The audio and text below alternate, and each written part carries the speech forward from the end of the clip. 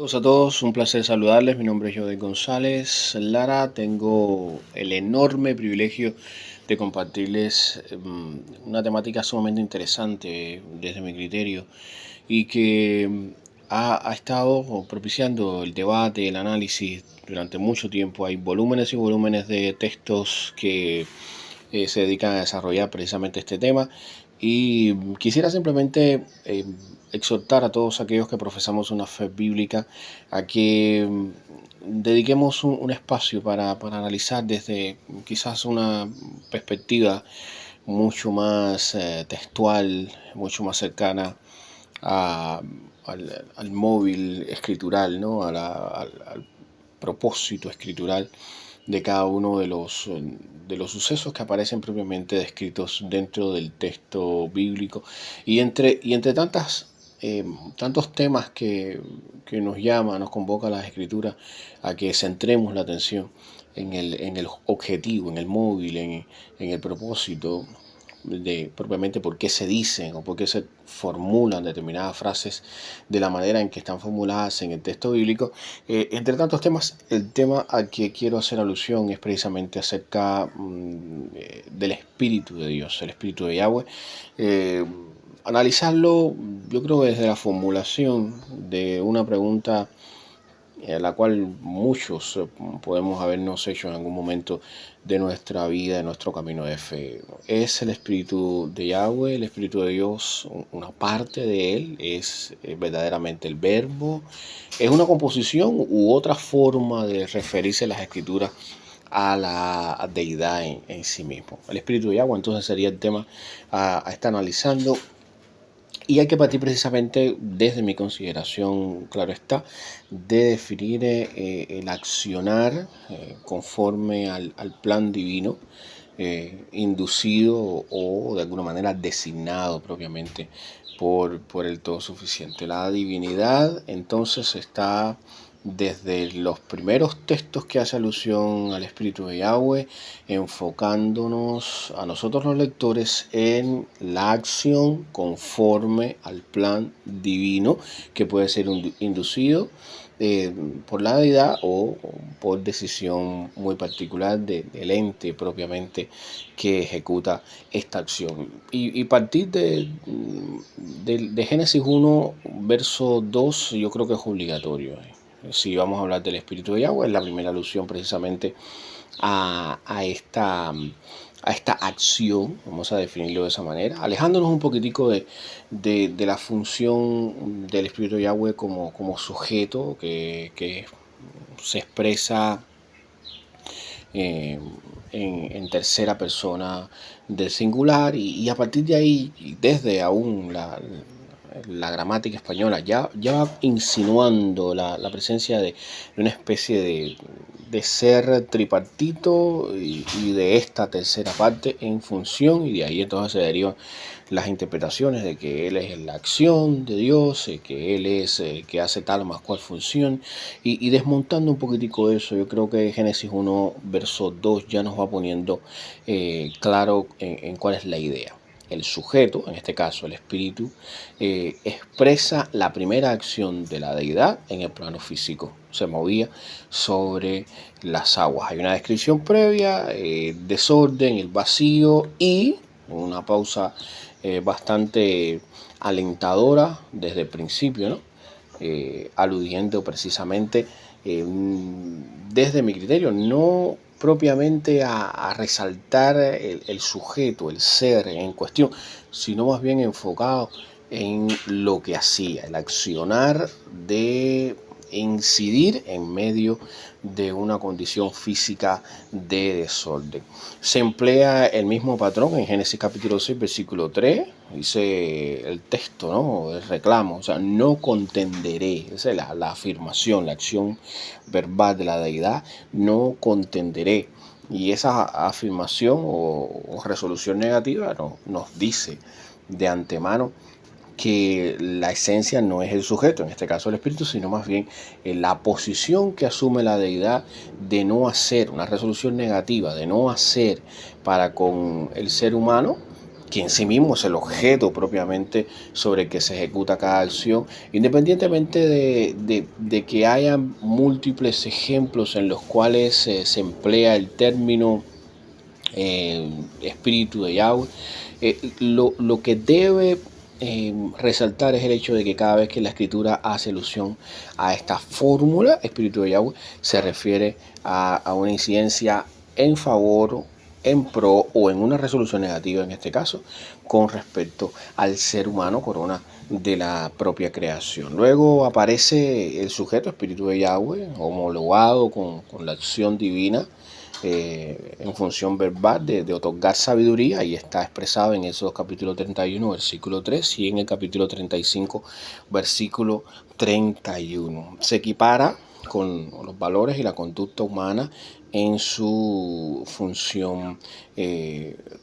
opuesta en este caso, ¿no? Y es interesante esto, que más allá o no solo hace alusión el Espíritu de Yahweh a la intencionalidad o el accionar de la deidad en función del ser humano como objeto sobre el cual se ejecuta todo tipo de acción, sino que en este caso aparece a otro nivel, equiparándose el Espíritu de Yahweh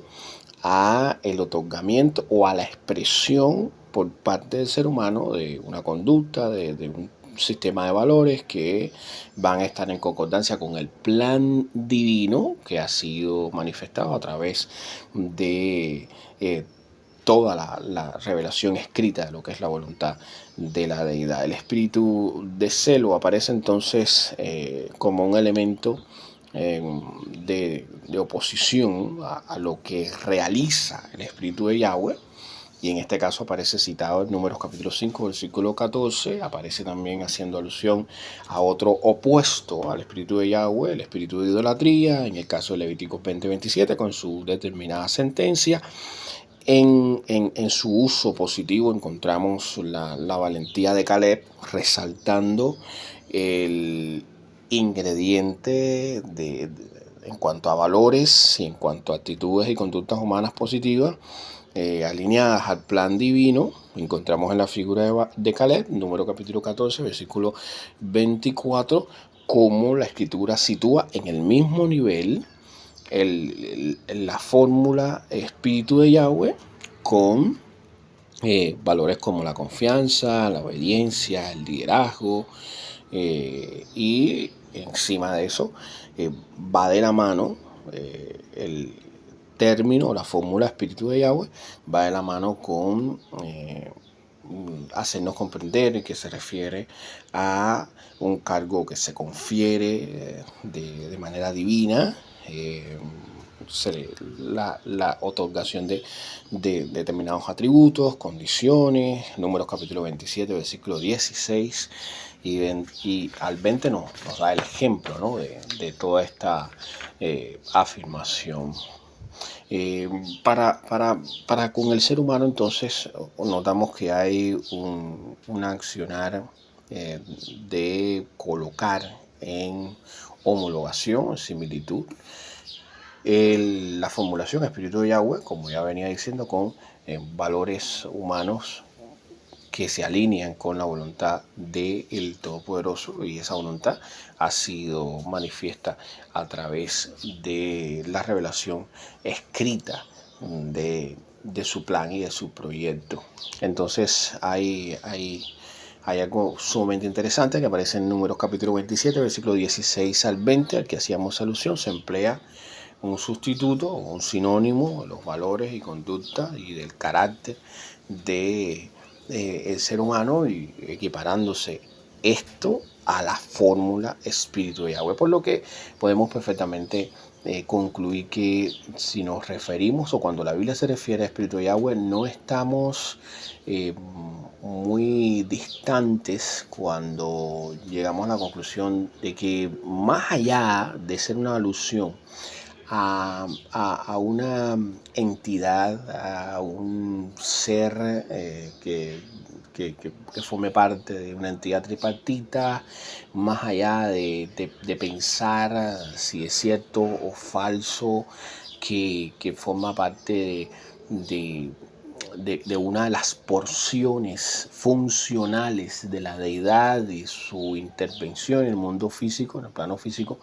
le confiere la razón de ser y la causa por la cual aparece registrada en el texto bíblico. Más allá de llegar a esas conclusiones, sí no es del todo descabellado, no es totalmente erróneo pensar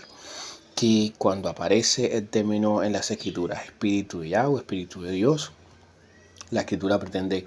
hacernos entender además que el Todopoderoso nos dice o nos trata de señalar a través de esta expresión que el énfasis está en lo que se ejecuta, sobre quién se ejecuta y el propósito del que ejecuta, siempre alineado al propósito divino ya antes diseñado, prescrito, ¿no? El ejemplo del uso de este sinónimo, de esta declaración, espíritu de Yahweh, vinculado a los valores y el carácter moral, las decisiones y acciones positivas o con una conformidad extraordinaria, una alineación perfecta al plan divino, lo encontramos yo creo mucho más ejemplificado en Jueces capítulo 11 versículo 29, ahí está en el capítulo 13 versículo 25 con su pronta respuesta en el capítulo 14 versículo 4, y les comparto todo esto para que lo puedan estar estudiando y puedan estar profundizando en estos textos. Fíjense si es homologado y aparece en forma de sinónimo, ¿no? Que la forma escritural de la Biblia hacer alusión precisamente a esto lo encontramos quizás con mayor claridad en 1 Samuel capítulo 16 versículo 13. Se enseña que es solo cuando David es iniciado en el programa oficial de sustitución de Saúl, en su gestión como monarca y demás, dice la escritura que se le denomina en ese inicio, se le define como el comienzo de la interacción con el Espíritu de Yahweh en la vida de David, denotando más que la sobrenaturalidad de esa alineación, dándonos a entender a nosotros los lectores que fue el inicio de la alineación plena de David al plan divino de el establecimiento de un monarca que modelara y de alguna manera, como la escritura bien caracteriza a David, se constituyese una figura la cual pudiera ostentar el título de conforme al corazón de Yahweh. Así que nada, es un tema para analizar, es un tema muy amplio para estar estudiando, estar analizando el espíritu de Yahweh. Reitero, es una aportación la que les comparto y el mayor interés es que puedan estar investigando mucho más. Que el Eterno les bendiga muchísimo.